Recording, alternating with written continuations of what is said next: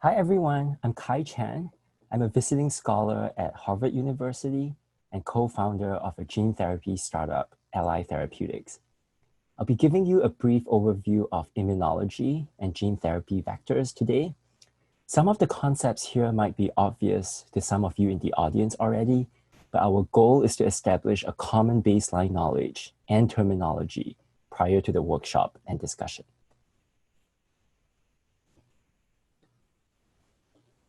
Here's an outline of my presentation. I will first begin with a high-level overview of the immune system and its different arms, namely the innate immune system and the adaptive immune system. I will then move on to describing the two commonly used gene therapy vectors today, AAV and lentivirus, with a focus on the former, and describe some of the immunology known about them. Often, we don't know about the immunology of these viral vectors in the eye specifically, in which case I will describe studies outside of the eye as a proxy.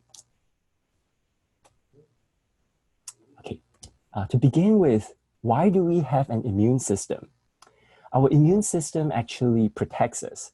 It identifies foreign microbes, mounts a response, and eliminates them.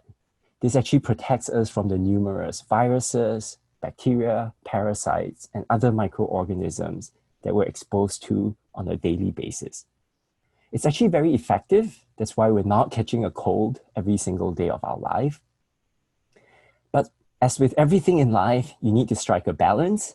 If the immune response is insufficient, you can get a persistent infection. It's chronic.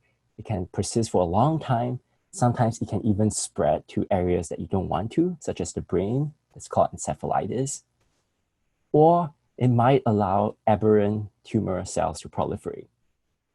If it's too much, you might have inappropriate immune responses to things that are harmless, like allergies, or even an immune response to a self-antigen, as in the case of autoimmunity. In the case of gene therapy, the viral vector is meant to be therapeutic, but the immune system doesn't know the distinction between a therapeutic virus and a pathogenic virus. So in certain scenarios, viral vectors can also cause too much immune response.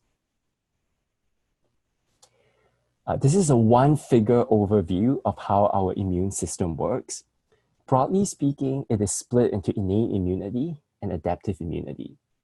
So initially, when a virus infects us, some innate immune cells will traffic to the site of infection where there is viral replication, and they try to triage that infection. This happens in the acute phase. We're talking about minutes, hours, and the first days of infection. And what these immune cells are really trying to do is to slow down the replication and spread of the microbe to mark the site of that infection. And they also chop up the microbe into many pieces.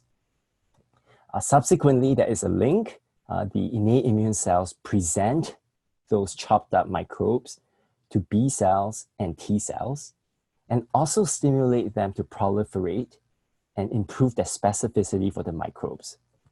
So days to weeks later, you now get antibodies and effector T cells that are highly trained against the invading microbe. How does the innate immune system work? So like I said, they're the first responders, and they do so by recognizing some kind of conserved signal, commonly a conserved signal from microbe, commonly known as pathogen-associated molecular pattern, or PAMS. And this is basically something that cannot be mutated away by microbes. This is something that will always be different between human and microbes. Here are two very classic examples. The first one is lipopolysaccharide, LPS, also known as endotoxin. This is a major component of the cell wall of gram-negative bacteria. Immune cells use a receptor known as toll-like receptor 4, TLR4, to detect it. And consequently, LPS is highly inflammatory. The other example here is nucleic acids in the wrong cellular compartment. So for example, in human cells, we keep our DNA in the nucleus and in the mitochondria. So if there's an incoming packet of DNA in the endosome, that is a sign of microbial invasion, and that can be detected by a receptor known as toll-like receptor 9, TLR9. These innate immune cells, they sense the microbe. They can eat up the bacteria or the infected cells. They can secrete cytokines and chemokines, activate and bring in more immune cells. And they can also trigger cells in that tissue to stop transcription and go into an antiviral state. So this slows down the infection and the replication of the microbe while the innate immune cells kickstart adaptive immunity. Okay, how does adaptive immunity work? So this comes on later, but they are highly, highly specific and highly, highly potent. This is an educated immune response such that it specifically recognizes the invading microbe. For example, you might have an antibody that recognizes a specific H5N1 strain of influenza, but not that of a different influenza strain. They do so by using processes known as VDJ recombination, hypersomatic mutation, etc. Essentially, they mutate and create a protein receptor that is very, very high in affinity for that exact microbe. This adaptive immune system is further split into two arms, the humoral arm and the cellular arm. The humoral arm is when a B cell produces and secretes antibodies. These antibodies can bind and neutralize viruses, don't allow them to enter a cell, or they can mark the microbe for destruction.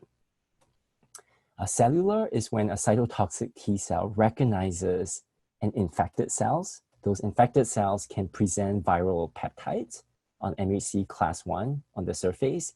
And now the cytotoxic T cells are licensed to directly kill those infected cells. This is advantageous because you limit the ability of infected cells to spread virus.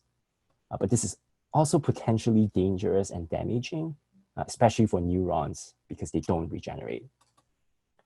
Finally, adaptive immunity has something known as memory, while innate immunity doesn't.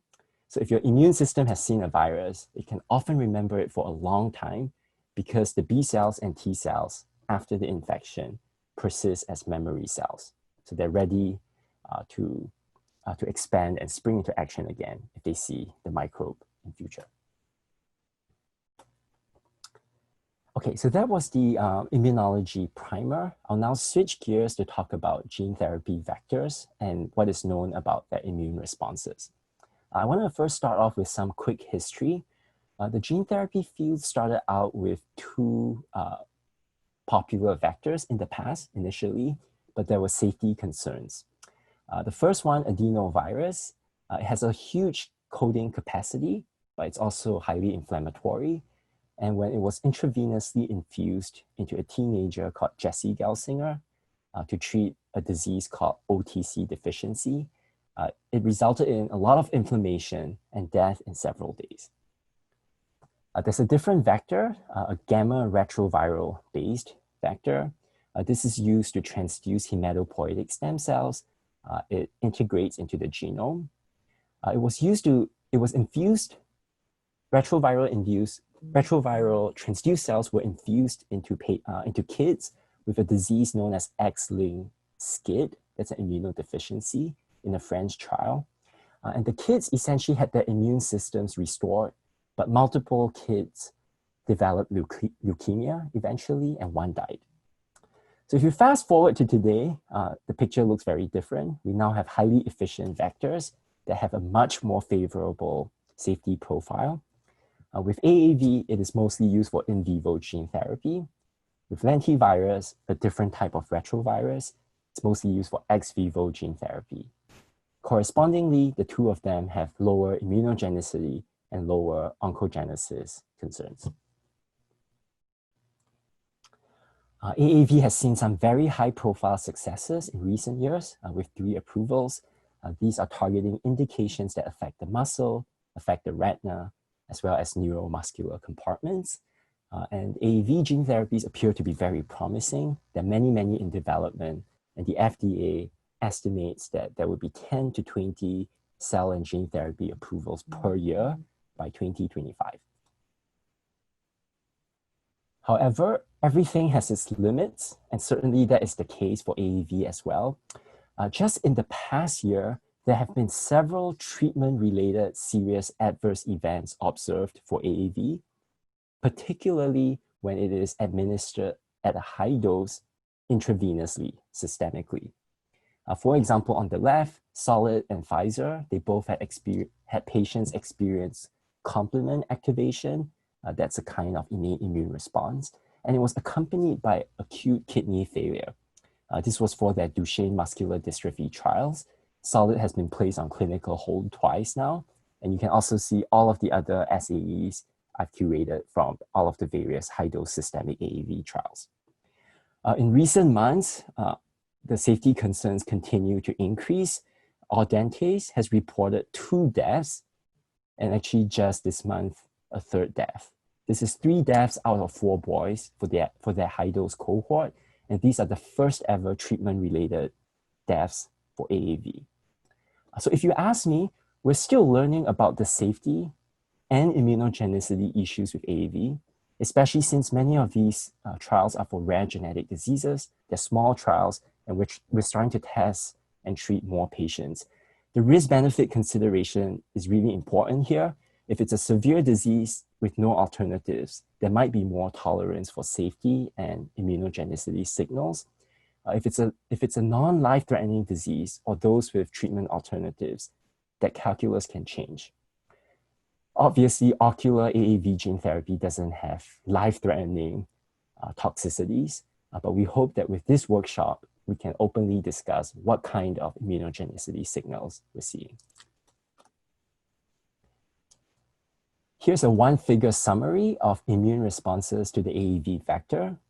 In terms of innate immunity, 3 sensors are implicated: toll-like receptor 9, toll-like receptor 2, and MDA5. The main one appears to be toll-like receptor 9 for AAV, as that has been studied and verified by multiple labs. For adaptive immunity, much of the work has been focused around antibody responses to the capsid, the protein shell of the vector, as well as cytotoxic T-cell responses to the capsid. Let's now go through each arm. Starting with innate immunity and Toll9, here's a model for how Toll9 interacts with AAV. Toll9 is expressed in the endosomes of immune cells, such as plasmacytoid dendritic cells. When AAV is administered in vivo, it can be endocytosed by these cells, and the DNA genome of some viral vectors are presumably exposed at some point, and Toll9 detects that incoming DNA, a sign of microbial invasion. Toll9 then activates and triggers the induction of innate immune responses, such as inflammatory cytokines and interferons. And it is these signals that eventually lead to the formation of anti-capsid T cells. Let's look at some data. Here are some mouse studies. Immune cells from Toll9 knockout mice don't mount an innate immune response to AAV vectors in vitro, unlike wild-type cells. If you administer AAV intramuscularly to mice, wild-type mice develop a T-cell response against capsid, while the knockout mice have a greatly reduced T-cell response. With both intravenous and intramuscular delivery, note that all of this work was done in mice, Toll9 knockout mice appear to express higher transgene expression, and it also seems to persist better than wild-type mice. However, these knockout mice eventually develop antibodies against the capsid, similar to wild-type mice, as shown here. So this suggests that other innate immune factors must exist and contribute to antibody formation. There are some limitations with all of these studies, which is that while multiple groups have shown the importance of Toll9 for AAV, they were mostly testing mice in the context of intravenous and intramuscular routes of administration. So it is not so straightforward to extrapolate to subretinal and intravitreal AAV in humans. 2 other innate immune sensors are implicated for AAV, but the evidence is sparse. On the left is toll-like receptor 2. This typically detects bacteria byproducts. There is a single publication by a German group showing that empty capsid, AAV2 and AAV8 here, can trigger toll-like receptor 2 mediated inflammation. It is currently unclear what toll-like receptor 2 is recognizing on the AAV capsid and how it does it. Now, on the right is MDA5. This usually detects long double-stranded RNA in the cytoplasm. This is a hallmark of replicating RNA viruses since humans only make single-stranded RNA. A group at UNC showed that expression of MDA5, gene expression, is upregulated after AAV transduction. And they postulated that the viral ITRs, the two viral ITRs, are directing expression of both a positive sense RNA transcript and a negative sense RNA transcript, and that leads to double-stranded RNA. The evidence around MDA5 is more circumstantial. I think toll-like receptor 2 is more likely to contribute to the AAV immune response. So far yet, there isn't quite clear evidence in the literature, though, on how it impacts the adaptive immune response to AAV in vivo. Okay, next up, I'm going to transition to adaptive immunity for AAV. Let's start with anti-capsid antibodies. That's typically measured with a neutralizing antibody assay, a NAB assay. This is a major concern for systemic AAV administration because even low amounts of NAB will block viral transduction. But with subretinal AAV, shown here is a clinical study, it has been shown that one can inject one eye subretinally, and then a few years later inject the contralateral eye without issues. So this suggests that at least for subretinal applications, anti-capsid antibodies is not really a key concern for subretinal AAV. For intravitreal AAV, that's not as immune privileged as subretinal, so neutralizing antibodies in the vitreous might be a concern. For anti-capsid T-cell responses, most of our understanding actually come from intravenous AAV applications that have targeted the liver. This is a very classic example on the left. A patient receiving an intravenous injection of AAV at first shows an increase in the transgene expression. This is the red line. In this case, it's a clotting factor known as factor 9. Weeks later, you get an asymptomatic increase in transaminases, ALT and AST, which is indicative of liver inflammation. And concurrent with this inflammation, you start to see that the transgene expression wanes and is finally eliminated. This is thought to be due to a cytotoxic T-cell response against the capsid. This can be measured by taking PBMCs from the patients and performing an ELISpot assay. And this also led to trials now testing and adopting prophylactic corticosteroid protocols.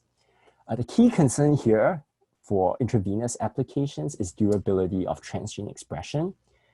However, with intraocular AAV applications, it seems that usually the T-cell response against capsid is low, sometimes not detectable, at least when PBMCs are assayed.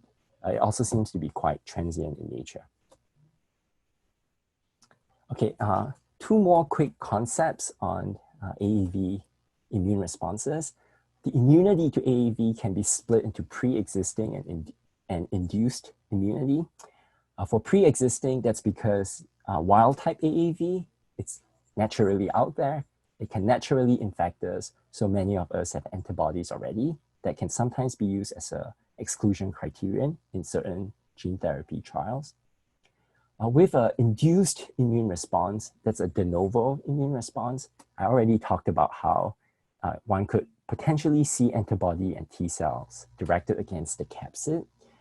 As we test more ocular gene therapy applications, we should also consider an immune response against the transgene product, which is the encoded protein.